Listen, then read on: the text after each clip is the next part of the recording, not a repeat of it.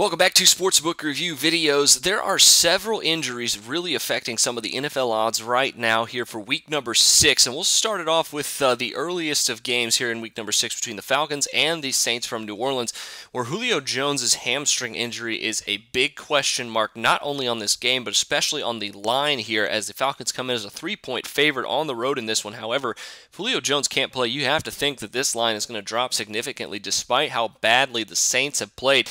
They still would like to knock off a high-flying, undefeated divisional foe here, and you have to think that if Julio Jones doesn't play, that's really going to drop the line at least a point, point and a half here in this one. So keep an eye on Julio Jones' status as we get later in towards Thursday.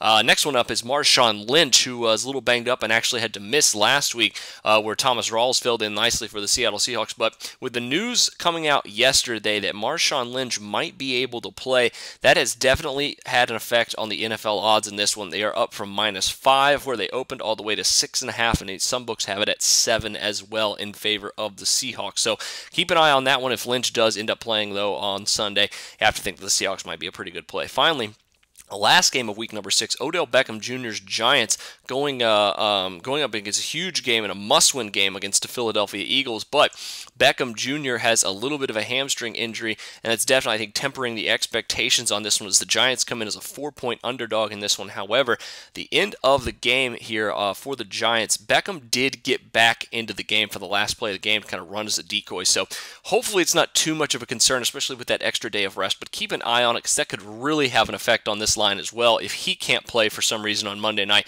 that could spike this one up even more as well. So take a look at those three, keep track of them as well, and we'll be tracking them as well here at Sportsbook Review. But until then, I'm Jordan Sharp.